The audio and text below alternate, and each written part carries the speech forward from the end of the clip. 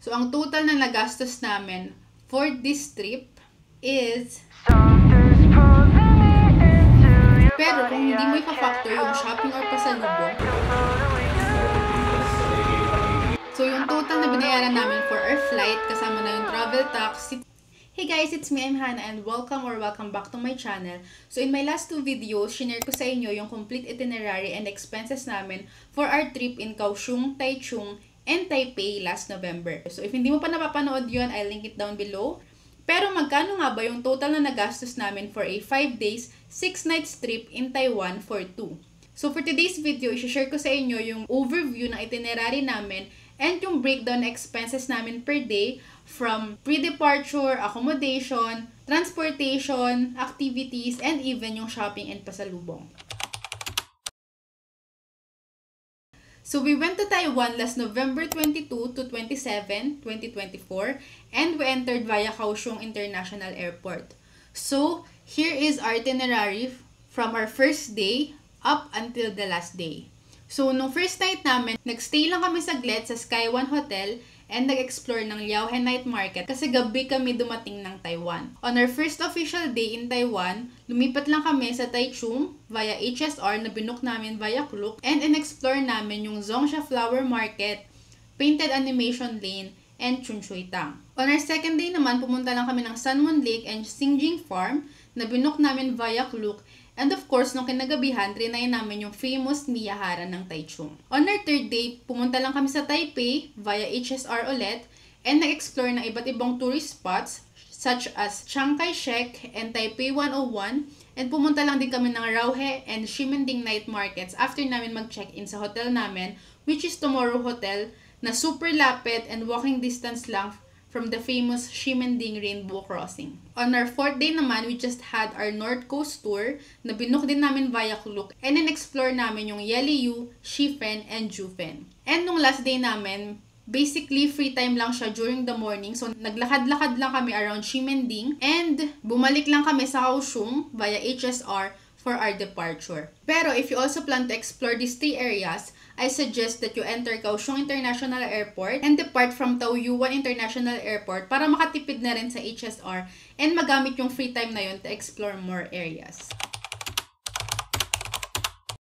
So ngayon naman, i-share ko sa inyo yung breakdown na expenses namin from pre-departure and yung day-to-day expenses namin from food, accommodation, transportation, activities, and even yung shopping and pasalubong. Then, sa dulo ng video, ipapakita ko sa inyo yung total na nagastos namin per category and magkano yung nagastos namin for 2 and per person.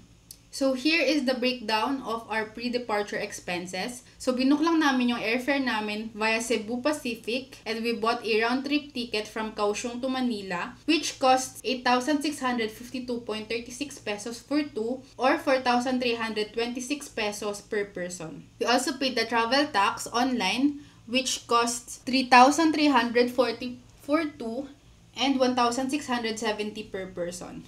We also reserve our seats online which costs around 1,200 for 2 or 600 pesos per person. And nagbook lang din kami ng isang check-in baggage papunta which costs 1,100 pesos. So para naman sa mga activities na binook natin sa Klook, we booked a Sky Lantern prayer experience at Shifen for 435 pesos. We also booked a North Coast tour which costs 2,088 pesos. We also bought an entrance ticket at Yeliu Geo Park for 408 pesos. We also booked Sunmoon Lake and Xingjing Farm one-day tour for 5,550 pesos. We also booked an entrance ticket for Xingjing Skywalk and Swiss Garden for 597 pesos.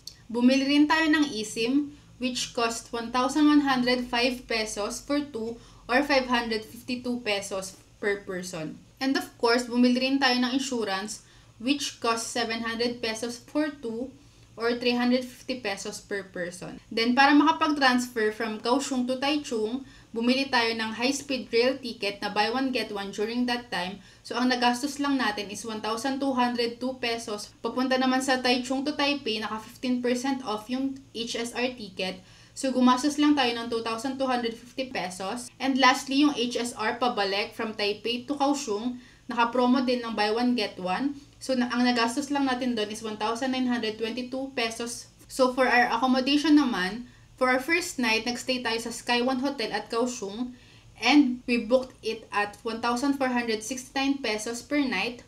Sa Chance Hotel naman, nagstay tayo ng 2 nights which cost 5,477.93. And for our last 2 nights in Taipei, we booked it at Tomorrow Hotel at 5,772. So, ang total pre-departure expenses natin ay 43,272 pesos for 2 or 21,636 per person.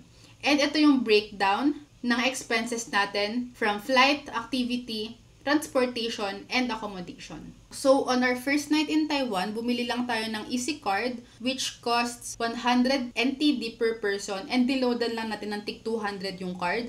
So, ang total na nagastos is 600 NTD or 1,086. So, pagdating natin ng Yauhe Night Market, nag-food trip lang tayo and ito yung mga nagastos natin for food. So, we spent 271 pesos for roasted beef cubes, 72 pesos for sausage, scallion pancakes, nakalimutan namin pero around 100 to 150 pesos lang ata to or less pa. Then we also bought wheel pies for 181 pesos. We also bought fried rice for 126 pesos and stinky tofu for 144.80 pesos. So ang total na nagastos natin for our first night in Taiwan is 1,882 pesos or 941.20 per person. For our first day, kumain lang tayo sa 7-Eleven for our breakfast, which cost 285.98 pesos. Then pagdating natin sa Taichung, iniwan lang natin yung luggage natin sa locker storage kasi maaga pa and hindi pa bukas or hindi pa nag-a-accept ng check-in yung hotel natin for Taichung. So ang total na binayaran lang namin doon is 217 pesos. And yung mga gastos natin sa MRT or sa trains and sa buses ay sa Easy Card kinuha. So, hindi ko na siya sinama sa breakdown kasi doon siya ibabawas sa Easy Card. After arriving sa station, nag-taxi tayo from Tayan Station to Flower Market which cost 452 pesos. And yung entrance fee naman sa Flower Market is 434 pesos. Then, kumain lang tayo ng hotpot nila which cost 1,031 pesos. Then, nag-taxi lang tayo pabalik sa station which cost 452 pesos. Then, nag-top up lang tayo ng Easy Card natin which costs 724 pesos. And then, kumain tayo sa Chunchuitang which costs 950 pesos. And nag-late night dinner tayo sa 7-Eleven for 142 pesos 0.99. So, ang total na nagastos sa ating day 1 is 4,691 pesos for 2 or 2,345 per person. On day 2 naman, since this is a Klook tour, mostly yung nagastos natin is for food lang. So, nag-breakfast lang kami at 7-Eleven and we paid 372 pesos. Then, pagdating namin sa Sanmon Lake, bumili lang kami ng black tea which costs 181 pesos. Then, pagdating namin sa Singjing Farm, bumili kami ng souvenir which costs 190 pesos. Then, kumain lang kami ng roasted chicken for 289.60, fried rice with shrimp for 235 pesos, and bumili ng pokari for 81.45 pesos. Then after that, nag-dinner lang kami at Kin Yuan Chun na isang Michelin star restaurant in Taichung and we paid 1,538.50 pesos. And lastly is yung famous Miyahara ice cream which costs 461.55 pesos. So, ang total na gastos natin for day 2 is 3,350 pesos for 2 persons or 1,675 pesos per person. On our third day naman, bumili lang tayo ng Band-Aid kasi nagsusugat yung daliri ni Jiggy during that time and we paid 217 pesos for that. And then, yung naging next na gastos natin is yung food sa Taipei 101. So, we had curry and paid 434 pesos.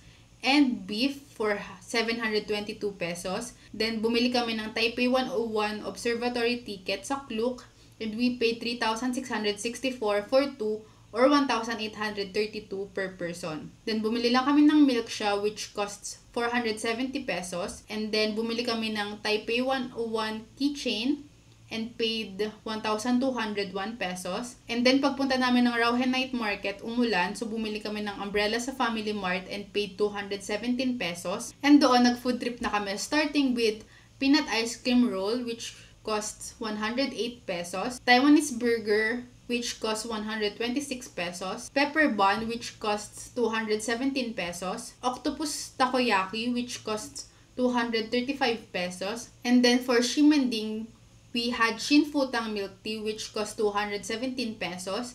And then bumili lang kami ng pasalubong from Mr. Ho and paid 1,538 pesos. And nag-shopping kami and bumili kami ng New Balance shoes. And we paid 9,774 pesos for 2. And then bago kami bumalik sa hotel, nag-take out lang kami ng Aichong rice flour noodles which costs 153 pesos. We had another milk tea which cost 217 pesos.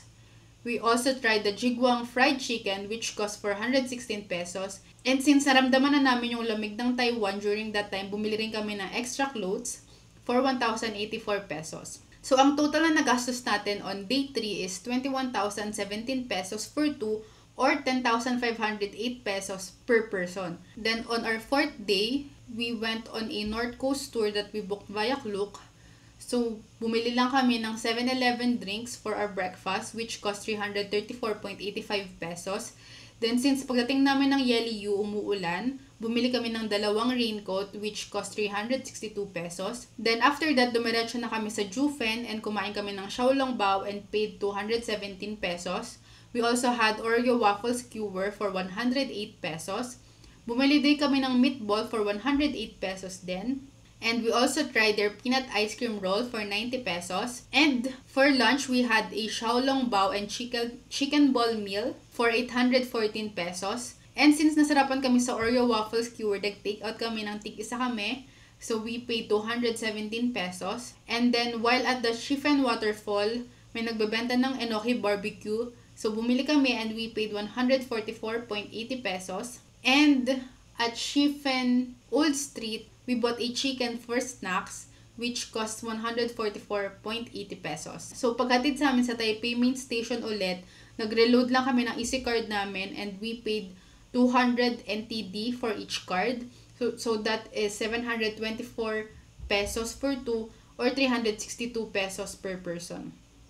Then after that, nag-shopping lang ulit kami and bumili kami ng Nike Air Force 1 which cost 12,706 pesos.